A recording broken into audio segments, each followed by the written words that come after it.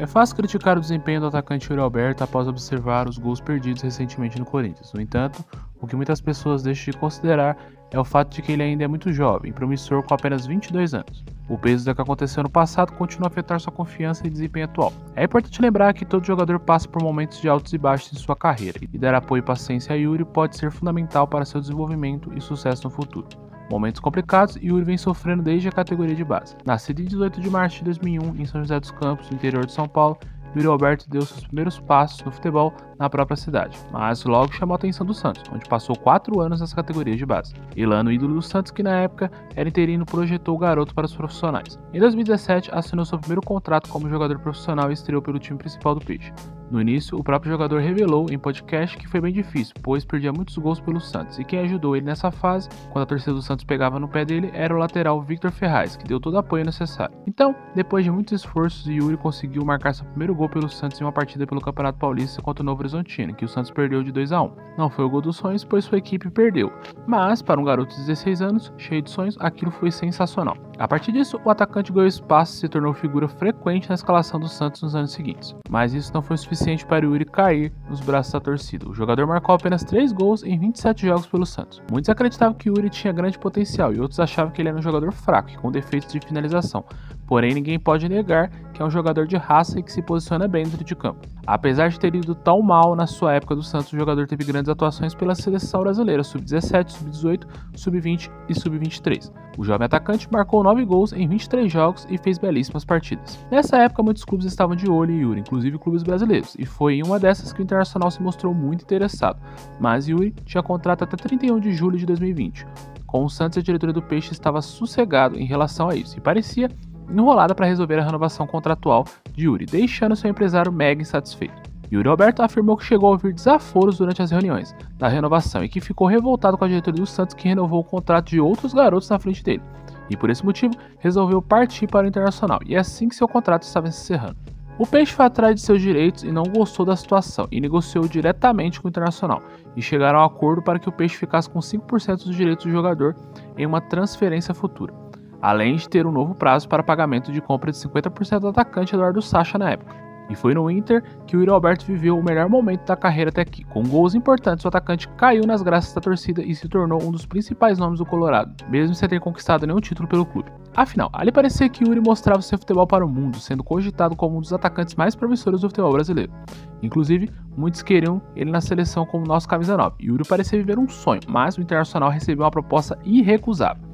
Em janeiro de 2022, o jogador foi negociado pelo Internacional com o Zenit por 25 milhões de euros, que na época dava 149 milhões de reais na cotação atual, e se tornou a maior venda da história do clube, dono de 75% dos direitos econômicos do atacante. O Colorado ficou com 90 milhões de reais. No Zenit, Yuri Alberto chegou com o status de titular e marcou logo em seu primeiro jogo pelo Campeonato Nacional. Ao lado de Claudinho Malcom, em companhia limitada, o atacante conquistou o Campeonato Russo, seu único título como jogador profissional. Foram 6 gols em 14 jogos. Então foi que no auge de início de sua carreira, Yuri Alberto assinou por empréstimo de 1 ano com o Corinthians, em uma operação que envolveu a ida do goleiro Ivan e do atacante Gustavo Montuan, também por empréstimo ao clube russo, por 1 ano, com o valor de compra fixado em 5 a 10 milhões de euros, cerca de 25 a 55 milhões de reais na cotação atual. Yuri estreou com a camisa do Corinthians no dia 20 de julho, na vitória por 3-1 contra o Coritiba na Neoquímica Arena, em jogo válido pelo Campeonato Brasileiro. Já no dia 13 de agosto, após a eliminação da Libertadores, o atacante Roger Guedes passou a utilizar a camisa 10, que anteriormente pertencia ao Willian. Com isso, Yuri Alberto passou a ser o novo camisa 9 da equipe. No início, Yuri mostrou muita raça e vontade com a camisa do Corinthians, parecendo o típico atacante que entendeu a filosofia do clube e parecia que iria voar, mas na verdade quem teve mais destaque foi Roger Guedes. Mas mesmo assim, o atacante foi bem participativo nos jogos. O jogador teve grande atuação no dia 17 de agosto, marcando não apenas seu primeiro gol pelo Alvinegro, mas fazendo um hat-trick na goleada por 4-1 contra o Atlético Goianiense, válido pela Copa do Brasil. Yuri Alberto marcou seu primeiro gol em clássicos no dia 11 de setembro no Morumbi, no empate 1-1 com São Paulo, válido pelo Campeonato Brasileiro, e voltou a balançar as redes no dia 28 de setembro, novamente contra o Atlético Goianiense, mas dessa vez uma vitória por 2-1, válida pelo Brasileirão. Foi aí que o Corinthians se empolgou com o Yuri Alberto, e no dia 10 de janeiro de 2023 foi anunciado sua transferência de forma definitiva ao Corinthians, que adquiriu 50% dos direitos do jogador com um contrato válido por 5 temporadas até o final de 2027. A negociação envolveu a saída definitiva do zagueiro Robert Renan e do volante Duqueiroz, em troca da permanência de Yuri no clube paulista. Em seu primeiro jogo na temporada, no dia 18 de janeiro, o atacante marcou um gol e deu assistência na vitória por 3-1 3 a 0 sobre o Água Santa, válido pelo Campeonato Paulista. Após não fazer gols por 8 jogos, fez um gol no Santos no dia 26 de fevereiro, no empate em 2 a 2 na Vila Belmiro, em partida válida pelo Campeonato Paulista 2023. No dia 4 de março, fez 2 gols no Santo André na vitória por 3 a 1 na Neoquímica Arena, também pelo Paulistão. E em 18 de fevereiro de 2024 chegou a marcar 100 jogos com a camisa do Corinthians. É um empate em 2 a 2 no derby paulista pelo Campeonato Paulista 2024. Nesse jogo, o centroavante marcou um gol e sofreu uma fratura na costela. Mas acontece que em 2024 o ano começou horrível para o Yuri, com gols bizarros perdidos, e agora parece estar se recuperando. Isso tem uma explicação bem plausível. A verdade por trás de tudo é que Yuri Alberto tem demonstrado a necessidade de ter um meio de criação com mais qualidade ao seu lado, para ter mais oportunidades de marcar. Essa lacuna foi evidente tanto em sua passagem pelo Santos quanto atualmente no Corinthians. Enquanto atuava no Internacional, contava com jogadores como Maurício, que contribuíram significativamente para seu desempenho. No Zenit, teve a presença de Claudinho.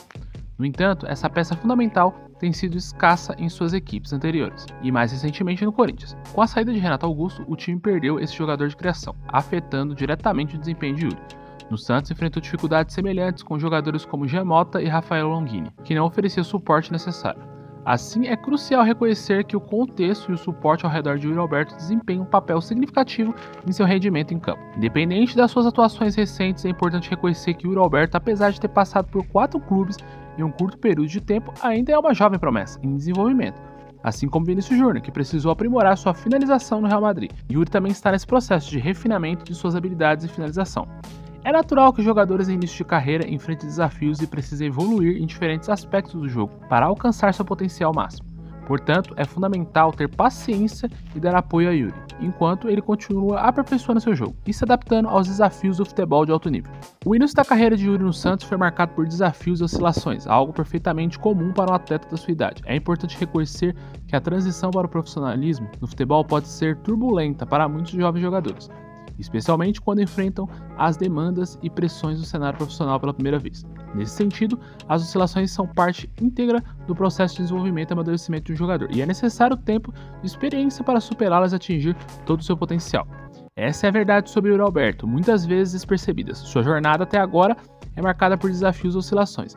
É uma narrativa comum para jovens jogadores de início de carreira. É fácil julgar sua performance recente sem considerar o contexto de sua trajetória e as circunstâncias que molduraram seu desenvolvimento. Por trás das críticas superficiais, há um jogador em constante processo de aprimoramento, enfrentando as dificuldades naturais de crescimento profissional do mundo do futebol.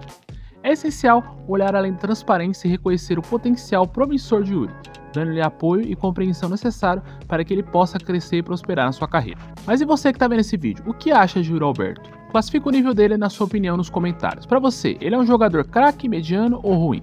E não esquece de deixar aquele like para fortalecer.